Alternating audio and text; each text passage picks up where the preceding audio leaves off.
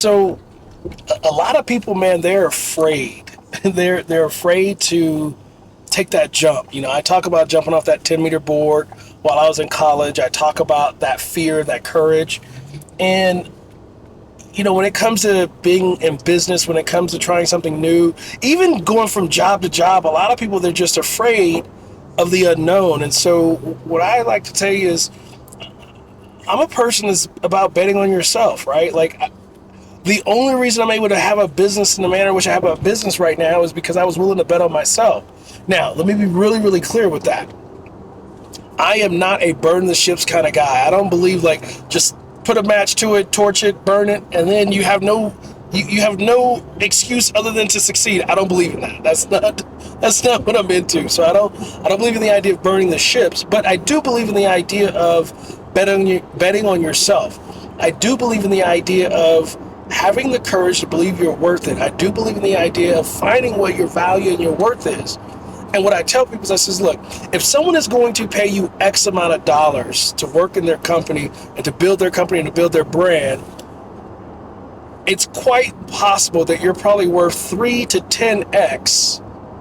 The only difference is that you have to figure out how to extract that value based on what you're already doing and what your capabilities are.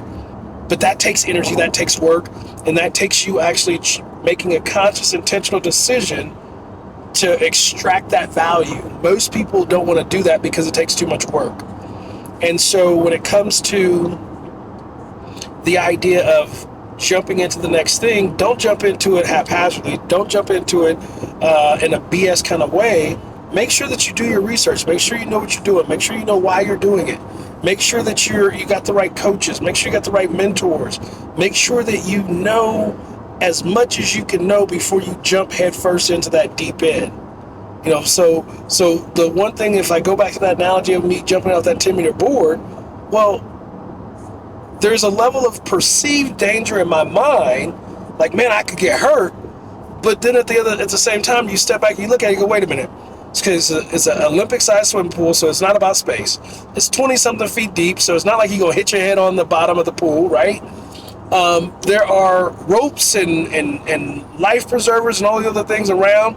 If for some reason you were struggling, and oh, by the way, there's at least 3 to 5 people around that can swim well enough, that are lifeguard trained and lifeguard certified to save your life if for some reason something happens. So it wasn't that I jumped blindly. It wasn't that I just was foolish in my jumping. There was thoughts that went into the jump. And the same thing when it comes to your business, the same thing when it comes to being entrepreneurial or jumping into that new adventure.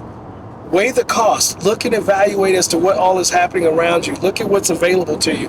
Look at what the resources are. Look at who you can lean on for support and for education and for knowledge and learning to understand what that opportunity really is going to be about and what it's really going to consist of, so that you aren't making a random decision that has no foundation or basis to it. So hopefully that's helpful when it comes to what I think about when it comes to fear, courage, and business, when it comes to taking risk, when it comes to the idea of betting on yourself, because for me, it's been worth it. Do I learn something every day? Yes. Constantly getting better. I'm constantly gaining a new level of awareness about who I am and about what I'm capable of and about what my value is.